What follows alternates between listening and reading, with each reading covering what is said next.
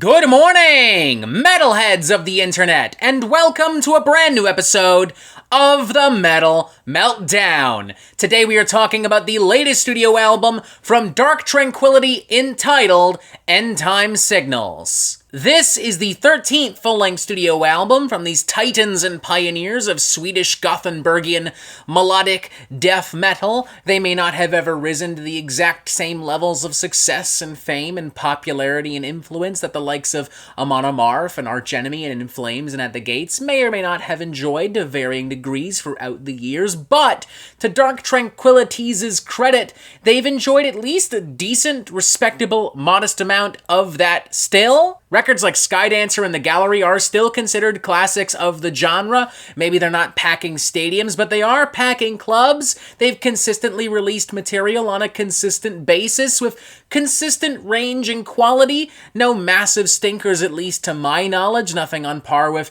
Illa Divinum Insanus or Saint Anger. In a way, Dark Tranquility are to melodic death metal what Exodus are to thrash metal. They've been there since the beginning, people love the early records, people respect them. They just, for whatever reason, never got as big as their peers, but that's okay because they've consistently done their best, and fuck it, that's really all anyone can ask of them. Bravo, Dark Tranquility. Keep it up. Now, I have to concede, I haven't really been the biggest fan or even the most avid follower of Dark Tranquility. I'm really only familiar with a few records, namely the first couple, the aforementioned Skydancer and The Gallery. But I do remember enjoying 2020's Moment and really enjoying a lot of the glistening, soaring, cathartic hooks and melodies and arrangements. I thought it was very well produced and very well polished, and it had a lot of heart and soul and sincerity. And right off the bat, I will say that a lot of what I enjoyed about Moment is intact here on this album, despite some tragedy behind the scenes, despite some lineup changes, the majority of the Moment lineup no longer being here, leaving Michael Stan, might I add, as the only original member left in the band. There was definitely ample opportunity for this to be a fucking mess with all that in mind, and to be fair, I would argue that it does fumble a bit here and there, especially in the latter half, but I think Dark Tranquility fans are going to be generally pleased with everything on display here. It's nice to see Dark Tranquility kind of going back to their roots and kind of going back to that more old school kind of melodic death metal sound, while incorporating some more of those gothic metal atmospheric elements that Dark Tranquility was playing around with in the mid to late 2000s going into the early 2010s. You've got the opening cut, Shivers and Voids, which just bleeds pure old-school, late 90s Dark Tranquility, melo-death glory with some theatrical flares and flourishes here and there. It's cold, it's aggressive, it's menacing, lots of layered, sneering, snarling, guttural vocals, and some pretty cutthroat, hard-hitting riffs and assaults. The whole thing just kind of sounds like a beast crawling through the woods through the midst of a blizzard, you know?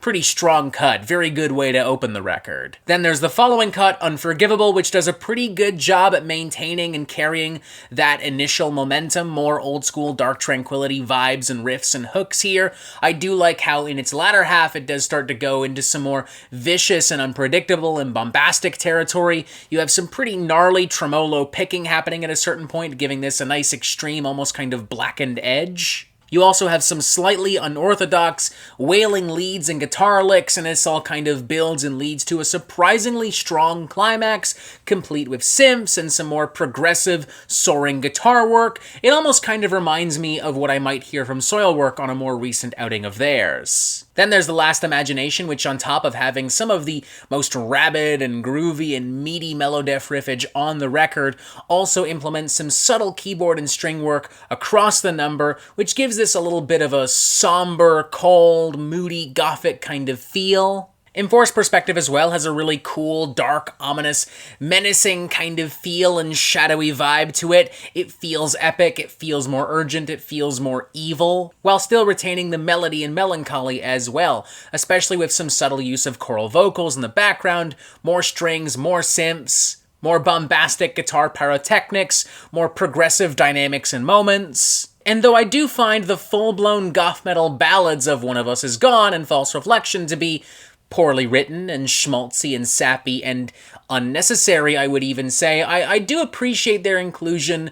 Nonetheless, it does add some variety and flexibility to the record, which it does sorely need, in my opinion, because after Enforced Perspective, and frankly, in between a lot of the other cuts we've mentioned, I think it does start to feel a little bit samey, a little bit repetitive. One of Us Is Gone also works as a very nice tribute to the late Fredrik Johansson, who was in Dark Tranquility for a long time and unfortunately passed away in 2022 from cancer. So, you know, there is that level of, like, heart and sincerity and authenticity to it. It is informed by loss, and it is, like, a pretty number, even if it's not something that I necessarily want to hear right now. And honestly, I'll still take both of the ballads, even in their cheesiest moments, over Not Nothing and Our Disconnect, which I was just flat out bored by. Like, they did nothing for me. They were slow, unremarkable, it felt like they were trying too hard to be really big and to be really cinematic and to be really poignant and urgent, and I was just kind of turned off by that. On top of that, I'm a little bummed by the lack of more gritty guitar tones and the lack of just memorable riffs in general. I mean,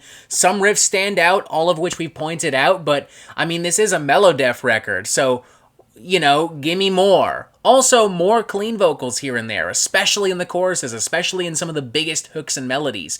That would do a lot to give this album the height and the weight that it so very clearly wants and is aiming for. That said, I still think that the album succeeds at a lot of what it wants to succeed at doing. I think Dark Tranquility fans will be pretty happy, and I would say overall I did enjoy myself. I don't see myself returning to it super frequently, but I would give it like a solid middle-of-the-road, semi-mildly enthusiastic 3 out of 5. Yeah, let's go with that. There's definitely stuff that I would cut, edit, alter, and maybe even outright remove altogether. Cough, cough, False Reflection, Not Nothing, Our Disconnect. But the stuff that hits does hit relatively hard. It's got heart, it's got soul, it feels genuine, it feels authentic. By no means is this going to be the album of the year, by no means is this even going to be the melodic death metal album of the year, but it is enjoyable, it does have a lot to it, and I think fans of Dark Tranquility will be pleased. Mildly enthusiastic 3 out of 5. It's decent, you know? It's not really my thing, but I got more out of it than I expected. I enjoyed it. Check it out. Why not? And that is it for the Metal Meltdown. I am not an expert, nor do I claim to be. So what do you think? Do you like this record? Do you not like this record? And what do you want to hear from me next? And thank you for watching. Make sure you press subscribe right here so you get updates on the Metal Meltdown fucking immediately. And as always, you have yourself a fantastic fucking day.